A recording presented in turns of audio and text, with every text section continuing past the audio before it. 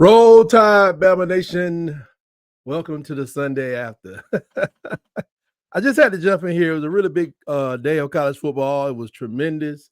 It's incredible. We hung on by the skin of our teeth to get that game, and we were one of the fortunate ones yesterday. But a lot of teams weren't on the same side of the coin that we were, and I see a lot of people still clamoring to have certain coaches fired, even more coaches now that we're deep into the season.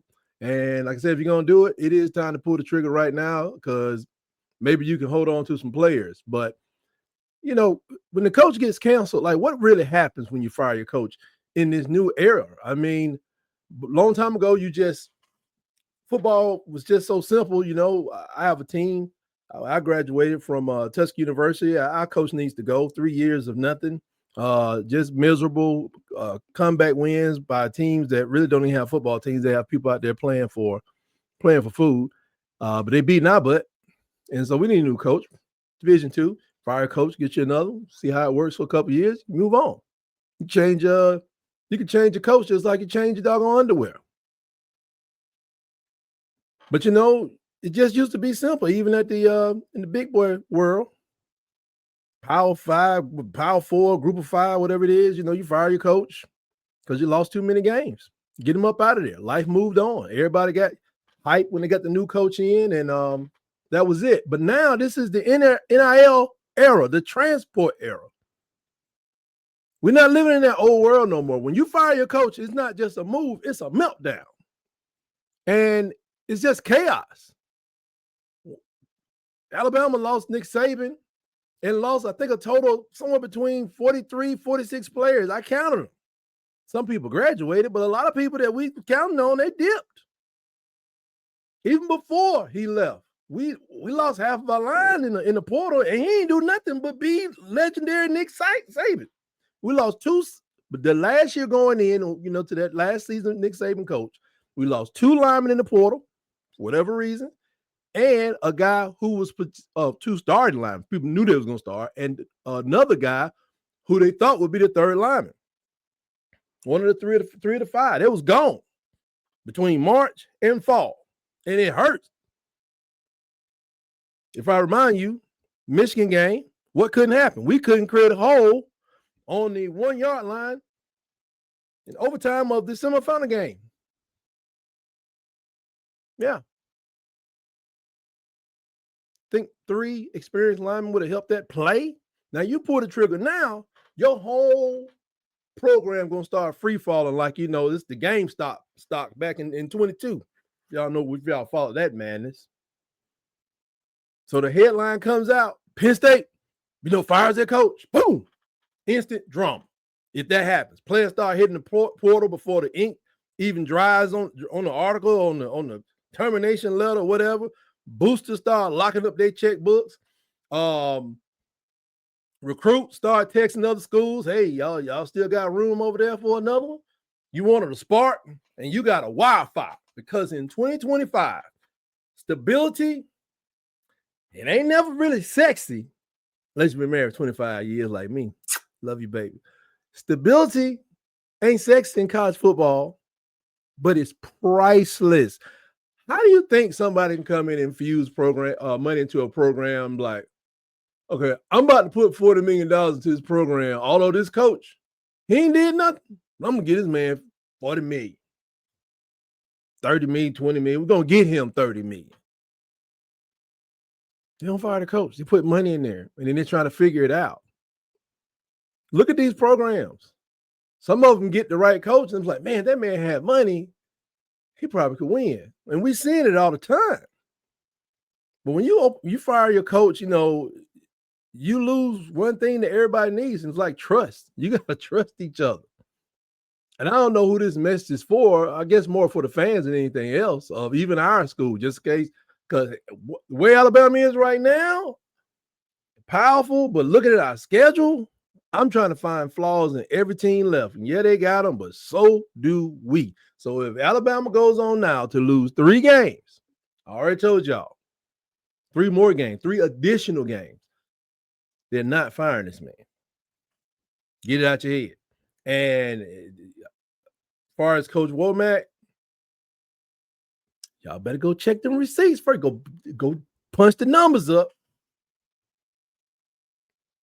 Most of his numbers are good. That Russian defense is really bad. Explosive plays given away by the rush defense, really, really bad. But if you firm, just think about what you're losing. But in this modern day, the NIL, the NIL domino effect, NIL is the true king of college sports. It's not just touchdowns anymore. It's branding. Players are influencers. Coaches are like CEOs. And when the CEO gets fired at most companies, sometimes stock goes up. It does. Because the guy was just bad. And sometimes it plunges. It's like, well, because the first thing they'll say in most cases, we're hiring from within. UCLA. We're hiring from within. Things stay stable. Okay, I seen dude, I tell you, he's a nice guy. I'm gonna give him a shot, man. He know what he's doing. That's the best thing you can do because it holds most of the stuff in place. Some people still gonna hit the portal because they got to. Everybody gonna have some portal casualties or whatever. But you want to see a flood, tell that man and his whole staff to get out of there at the end of the season. Yeah. Or just lose your staff because that job wasn't hitting like this next job gonna hit.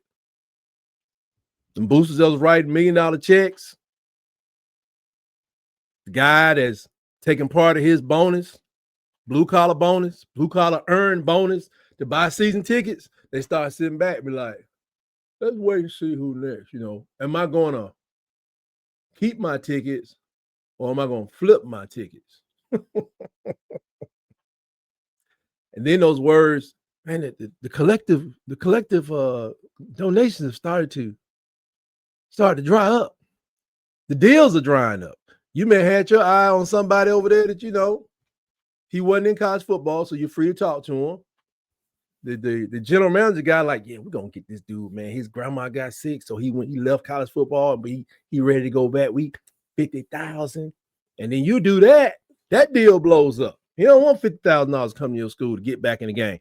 He want 100 because he looking at it. And if he can find 150, he definitely ain't coming to your school. Or if he finds he can go back to his other spot.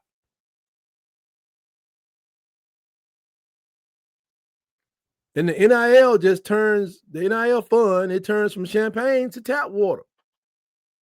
Who can afford for that to happen?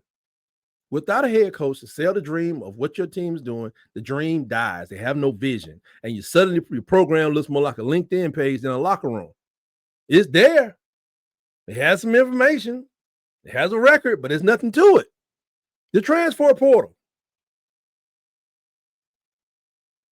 The transfer portal is the most dangerous door in college football.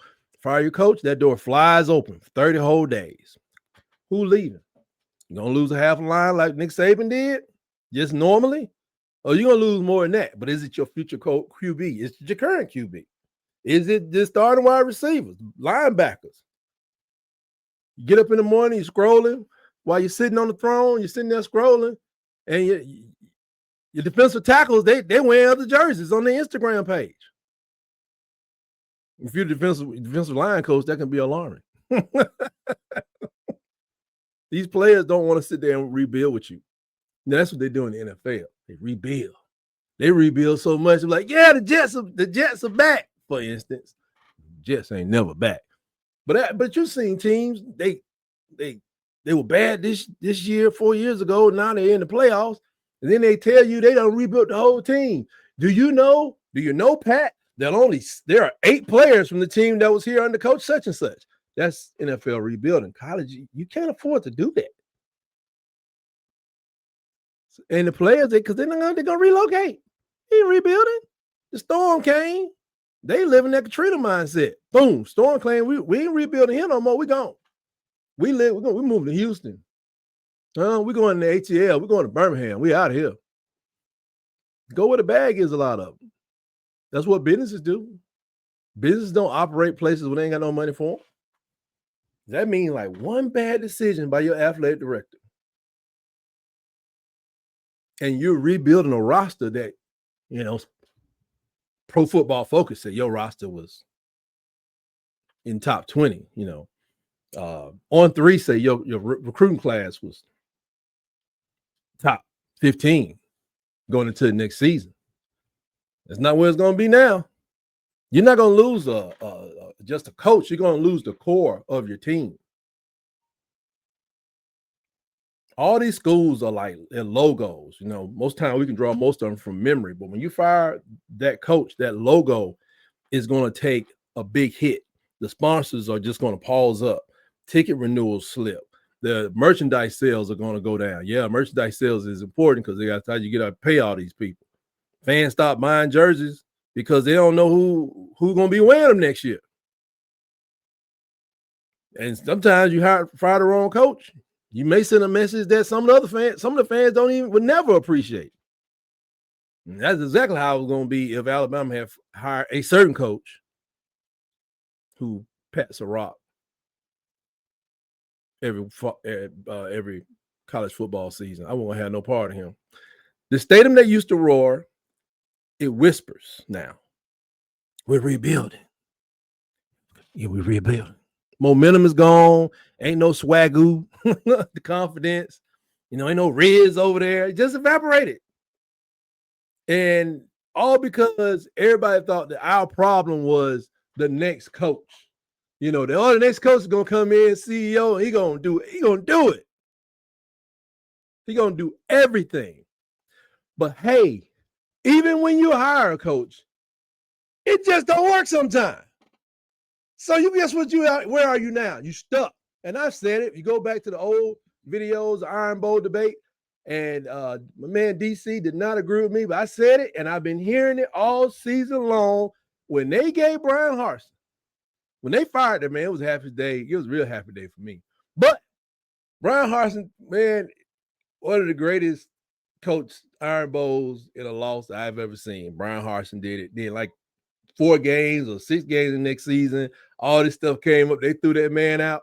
I was like, are y'all crazy? This is kind of before NIL was kind of get going and stuff, but it was crazy. And I told him, I said, everybody's been talking about this Hugh Freeze stuff. I said, man, do you think y'all ever going to say, man, I don't think we did a Brian Harsin right.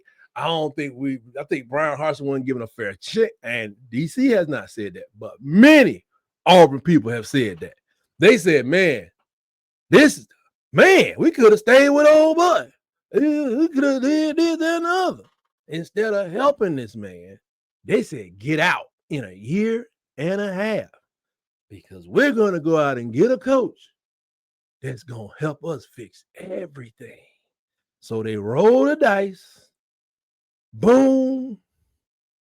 Bam. They got their Deion Sanders type thing and Kirby Smart 2.0 and selling, the electricity was there 3 years ago.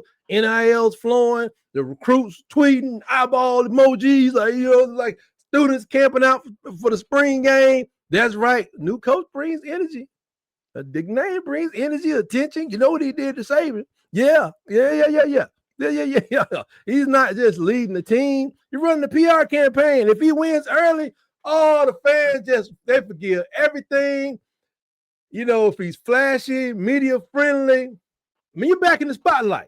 ESPN's down there like, y'all think we're going to do first game day. We got to go down there to check him out because that guy, he had it going on. We can't do the first, let's do the second game. Oh, we're going. That's the high. That's the hit. The endorphins are running wild throughout all of whatever program this may be. That's what, the school takes that gamble. Oh, baby. But when you miss, when it all crashes to the ground and you paid out, I don't know, 20 million, 16 million, 70 million, Texas A&M, they woo, Jimbo, 76 million. It's working out, though. It's working out for Texas A&M. Hey, for right now, it's working out. But if your guy coming in and goes 5-7, half of the locker room dip, then because the coach is going to get rid of some people anyway, they just don't play up to snuff anyway. They don't fit their vision. So they're going to throw out some people you pay to get in there anyway. And then your NIL donors are like, You can't find them around the golf course. You know, when you catch up with them at Whole Foods, they talking about fiscal responsibility. Oh yeah, we're trying to. That next coach just don't click, and now you're paying for 2 rebuilds or 3 in some people's case. 1 in cash, maybe 2 in cash, and another in credibility. Recruiting tanks, the rivals are circling around like, yeah. There's a guy from Tuskegee on y'all team. Where is he? You guys phone number? Fan base starts saying, fire the new dude. And that's what we are in some cases for some people. And even in the case of Coach Franklin, he drowning. He drowned. I can look at his team from what is it, EA Sports college football, not the new thing, the old thing. I look at his team and I'm like, your quarterback's too slow. Always has been. The whole time he's been there. Nothing wrong with that team. They may need a Dr. Elko to come in there and give him some visions on how to focus on championship play, but nothing wrong with that team. Now the quarterback's hurt. And you talking about firing that dude? Do not listen to the talking heads on these sports shows. Because when you fire your coach and you come back with some trash, they're going to start talking about AD going to lose his job and everything else. There's nothing wrong with that team. And Ohio State is just Ohio State. You know what I'm saying? It's just might not get over that hump. But athletic directors, you have to keep stability sexy in your brain. And then you go and take that sexy program and you just are making little changes. But if you just go out and just start you made this move and then, you become this revolving door of coaches, and then 5 years later, you're right back where you started, maybe even 3 years, broke, bitter, and behind. Everybody wants the next Nick Saban, the next legend. I won't. Look, we did it twice. 6 championship coaches, 6 coaches, 2 coaches with 6 championships. Why we can't have 3? I know I want that. But here's the truth: legends aren't hired; they're grown. Everybody talking about how great Nick Saban is. Yes, at Alabama. Let's not act like Nick Saban never coached nowhere else. You know what I'm saying? Even Bear Bryant had jobs before. He did well at Kentucky. He did some legendary things at Texas A&M under the shadow of Texas football. But at Texas A&M, he did some things. Nick Saban was at several places. Not even talking about the Dolphins. Go look at the record of LSU and the 1 championship. Then look at Michigan State.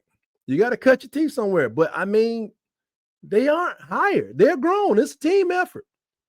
Fix your team at the top. They need time, patience, and in this era, how many championships should we expect for a team to get? How many championships are you owed over the next 10 years? Should we be looking at just playoff appearances? James Franklin got that, right? In the 12-team era, may not get it this year. Can he get it back next year? Or 3 years from now? How many playoff appearances is your team owed in this era of, it's like a big blood-sucking vacuum in the portal, and it's filled with money? Money, just legal money to just destroy your program as soon as you open that door. It's not going to open up with like a little breeze. It's going to be sucking everything out of your program. How many are you owed? They need time, they need patience, and they need a lot of belief through bad Saturdays. Because, I'm grown, man. I got kids. Grown kids at this point. I don't like firing people. You know what I'm saying? It has to happen. But if you do it, better work. What are the positions on the team that are bad? Is the offensive line bad? Clip it. Move on. Or get him some help. Have a co-offensive line coach. Or just get new offensive line. Do something. You can't microwave any type of greatness anywhere. One of my children think you can. It ain't gonna happen. Told him 10 years ago, hey, Steph Curry shoot like 300 shots a day of basketball goals, basketballs. Maybe you can shoot 100. Didn't do it. 10 years later, jumper's trash. You know what I'm saying? Trash. Could he ever be a third of where Steph Curry was when he was 16 years old? I don't know. But right now, jumper is trash. And I don't have no jumper because I never practiced one.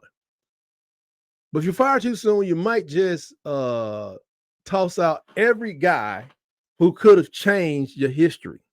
In this NIL era, the portal world, loyalty is just so rare. And time is the rarest commodity of all. The program that wins now, they're going to play the long game. Ryan Day. How many years was Harbaugh at Michigan when it finally broke through? Was that year 5? How many years was Ryan Day? Is year 4, year 5? And then, was it flukish? Does Ryan Day go back and do it again? Does he need to? If Ohio State doesn't win the championship in the next 3 years, people back out here telling me, man, we're going to make some changes if Ryan Day can't break through. Play the long game. You got to build through the storms. You don't panic. It's what you ask the players to do. I saw that thing last night with Auburn. The block a touchdown to me, then a fumble. I don't see how they couldn't see it. They didn't. And then I don't understand how they didn't give Georgia 7 points then because the guy's butt never hit the ground. The weirdest play ever. But when I tell you that Auburn imploded upon themselves and fell into a depression after that play that the coach couldn't pick them up out of because the coach went into it. They went into that hole, and it changed a lot in that game. Yeah, storms may come. But somebody got to tell them how to get through the storms. Somebody got to tell them something. People don't, at these programs, they don't panic. I don't think Ryan Day, he probably bought some more Beijing for his beard, but people was talking about fire. They do it all over the place. Now they love him. But really, they just love the program. Change versus stability. Firing a coach feels bold, especially when you call it. He need to get him out of here. It feels decisive. But in today's college football, it's often self-sabotage disguised as action. You know what I'm saying? It's like, sometimes you can't confuse action with progress. Movement with momentum. I can sit here and do this all day. I might be burning some extra calories, and that's might be. But the schools that stay patient, whether it be Penn State, whether it be Georgia, because Georgia going through a lot, but they better remember where they were before they got them. These slow starts, these players that when you are a certain coach like Kirby and them, you knew what a certain player was. You wanted them. Not everybody wanted them. They got the money to get them from you. So you got to figure out, man, I can't get a bunch of 360-pound defensive tackles, 3 of them, so I can keep them in the game. Anytime my defense is on the field, I got 2 360, 340s, 330s in there. No. Because that special guy was from far enough up next to South Carolina that he decided to go to South Carolina State and help his mama spend that NIL money he just got. You know what I'm saying? But people, you reap when that consistency gets a chance to grow. I don't know how long it is, but I just know, man, we're going to see it. I know we're going to see it because Alabama is the real test case right now because I don't remember a big program that was really doing something that was, above 500 that just got rid of their coaches. But some programs, even though they were not winning at 500, the perception to the nation is that they are among the top programs in the country. And when they fire their coach, they got it could get to a point where that image falls below 500 as well to the fans. Oh, y'all went out and got that power, a group of 5 guy, or that D2 guy, the next Brian Kelly before he got to Cincinnati. Y'all went and got him and made him the coach here at my beloved university. No, I'm not paying for that. That man don't know what he's doing over here. And where are you? Where are you? You're just hitting the reset every 2 seasons, every 4 seasons.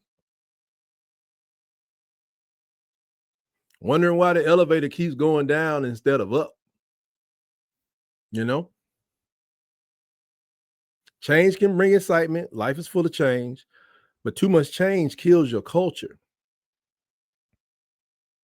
Which takes me back to Kalen DeBoer for a second. Came in, folksy. Oh, you need to do that. You need, but you gotta get on music on the field. You gotta get some fire. Lost 3 games. See, he don't fit our culture. Even Kalen DeBoer is changing, but the team's changing too. They cutting the music off on Tuesday. Maybe cutting the music off on Monday, Tuesday, and Wednesday. But I heard one day, Tuesday, they don't play no music out there no more. Oh, why was that? Florida State woke them up. Culture, my friends, is currency. So before you fire your coach, before you feed him to the wolves of social media, ask yourself, are we fixing the problem or are we creating a newer one, more devastating one? Because, and I'm just saying, because we went through it, even though we didn't fire somebody. The dude had to go because he wanted to go. Can't try to shackle him to his desk. They said that was illegal, kidnapping. There's a whole bunch of other charges. He had to go. Alabama has been through this, but it wasn't a firing. It was supposed to be on good terms. Oh man, I'm about to retire, but you guys will be okay. You know, they're gonna bring in somebody, and you know, you gotta remember the standard. You gotta remember that this is where legends are made. You gotta remember the legacy. You gotta remember the hope and the change and the promise and this and the gift. And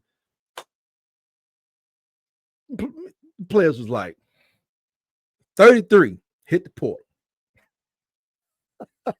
33 recruiting class. I think it was cut in half. If it wasn't cut down by 66%, just I'm out. I'm gone. Julian Saying, he was one of them 33.